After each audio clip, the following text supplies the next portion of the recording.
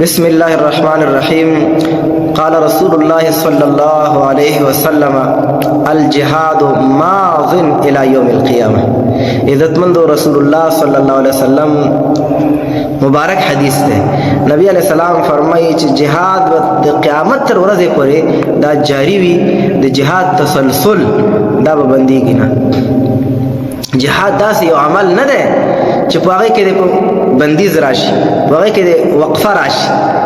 مونږ کې وقفه نه راځي او په زکات ورکولو کې وقفه نه راځي. دارنګه دی الله په بل حکم کې عملي کولو کې وقفه نه راځي. نو جهاد کې به څنګه وقفه راشي؟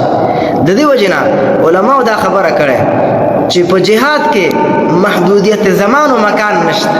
څه مطلب؟ تر یو زمانه پورې محدودول د جهاد دا هم نشته، تر یو مکان پورې محدودول د جهاد هم نشته چې پلان کیږي کې به جهاد وی او پلان کیږي کې بني. محدودیت په مکان کې په جهاد کې نشته. رسول الله صلی الله علیه وسلم چې کله مدینه ته راغلو، رسول الله صلی الله علیه وسلم یوازې مدینه د اسلامي نظام مرکز ونه ګرځاو چې همدغه مرکز دی، همدغه آبادو، همدلته به موږ ټکنالوژي برابرو، همدلته به موږ حکومت کوو.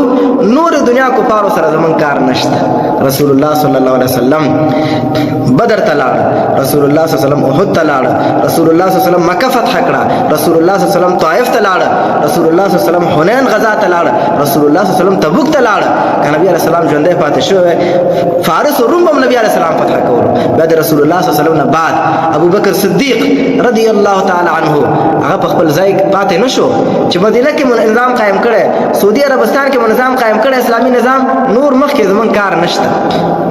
بلکې ابو بکر صدیق رضی الله تعالی عنہ په یو ورځ باندې یو لس لخکره د ارتداد په خلاف باندې مرش کړیو او سوق کړیو. دارنګ عمر رضی الله تعالی عنہ د قادسیه جنگ وکړ، فارس او روم د قصرا مانې ولرزولو. نو عزتمندو د نبی علی السلام د سیرت نه او د احادیث نه او د خلفای راشدینو د تاریخ نه موږ ته دا معلومیږي چې جهاد محدودیت زمان او مکان نه لري.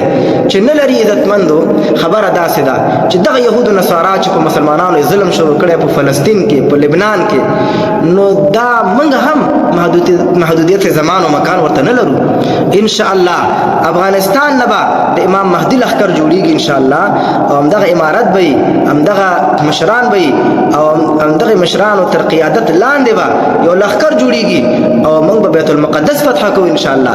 اسرائیل او يهودو دا ظلم د دوی مخه به ان شاء الله افغانان نیسي او موږ افغانان بنیسو. هغه ځوان هغه افغان چې په خواهشاتو، په لهو لعب کې، په عباسیاتو کې او په فیسبوکونو کې، په یوټیوب کې او نورو عباسیاتو کې مشغول دی، په گیمونو کې، هغه ځوان باندې زما غږ دی که چېرته ته د آخرت کامیابی غواړي، که چېرته ذلت او د رسوایۍ نه بچ کېدل غواړي، ګوره راویښ شه او اسلام ته کار وکړه. د کفر او د کفر په لاره مزه، اسلام ته کار وکړه، جهاد ته کار وکړه او اسلامي نظام د قوي کولو او په نور ملکونو د حمله کولو لپاره ځان آماده کړه.